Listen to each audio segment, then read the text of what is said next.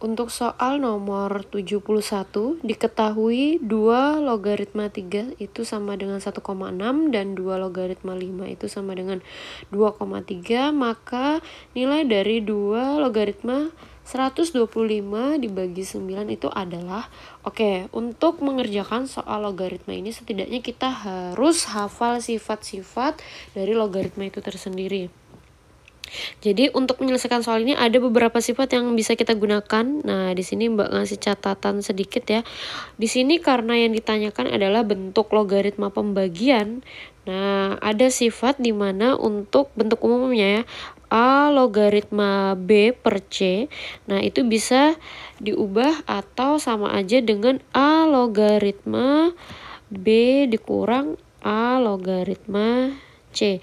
Jadi kalau dalam logaritma itu ketika bentuknya pembagian, nah ini bisa kita ubah menjadi bentuk pengurangan dengan syarat basisnya ini harus sama. Oke. Kalau pembagian pengurangan, kemudian ada juga yang logaritma perkalian, maka itu tandanya di jumlah.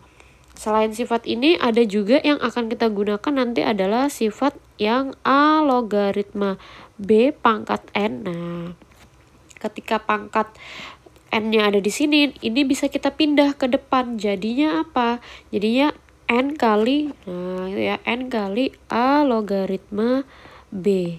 Oke, ini sifat yang mau kita gunakan untuk menyelesaikan soal nomor 71. Oke, ini ya catatan yang bisa kita gunakan.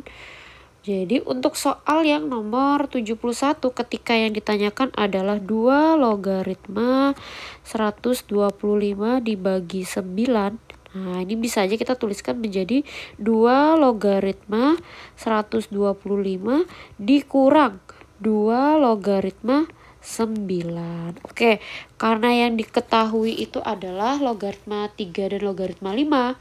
Jadi untuk bilangan 125 sendiri ini kan bisa kita ubah dalam bentuk perpangkatan 5, yaitu 2 logaritma 125 itu 5 pangkat berapa? 5 pangkat 3. Oke, kemudian dikurangi 2 logaritma.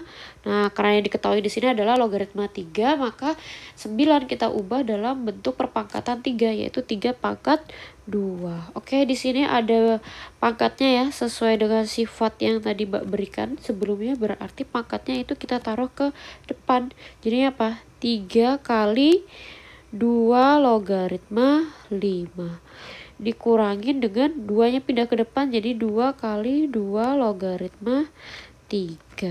Oke ya, sama dengan di situ 3 kali, karena 2 logaritma 5 tadi adalah 2,3, maka kita ganti 2,3 dikurangi 2 kali, nah 2 logaritma 3 itu apa? 1,6.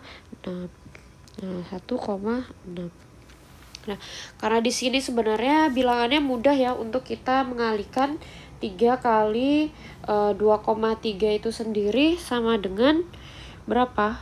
Nah, ini kalau kita kalikan seperti biasa kan jadinya 6,9. Nah, dikurangi 2 kali 1,6 berarti 3,2 sama dengan 3,7. Oke, kalau misalkan ya, sebenarnya ada trik sendiri kalau misalkan untuk menentukan yang pengurangan yang ini. Ini Mbak kasih kotak ya. Nah, kalau nanti misalkan jumlahnya ternyata besar. Oke, bilangan desimal. Cara mudahnya gimana? Ini kan 3 kali 2,3 dikurangi 2 kali 1,6. Ada cara yang mudah. Jadi usahakan 2,3 atau 1,6-nya diubah menjadi salah satu. Entah 2,3-nya mau diubah dalam bentuk 1,6 atau 1,6-nya mau diubah dalam bentuk 2,3. Caranya gimana? Coba. Misalkan yang mau kita ubah 2,3-nya dalam bentuk 1,6 ya. 2,3 itu berarti 1,6 ditambah berapa? Oke, 1,6, 2,3 ya. 2,3 mau diubah dalam 1,6 berarti 1,6 ditambah 0,7. Oke, gitu ya. Kemudian dikurangi 2 kali atau 1,6. Nah, ini seperti biasa kita bisa kali seperti ini ya. Nah, itu jadinya apa? Berarti 3 kali 1,6 ditambah 3 kali 0,7 dikurang 2 kali 1,6. Nah, di sini kita bisa lihat 3 dikali 1,6 dikurang 2 kali 1,6. Nah, koefisiennya 3 dengan 2. 3 dikurangi 2 kan 1. Itu jadi artinya sama aja dengan apa? Oke, yang ini ya, Mbak tuliskan. Nah, itu sama aja dengan 1 atau 1 kali 1,6. Koefisiennya kan 3 dikurangi 2. Nah, ini tambah 3 kali 0,7. Oke. 1,6 itu dikalikan 1 berarti kan 1,6 ditambah 3 kali 0,7 ya 2,1 sama dengan berapa ini hasilnya? 3,7 sama ya.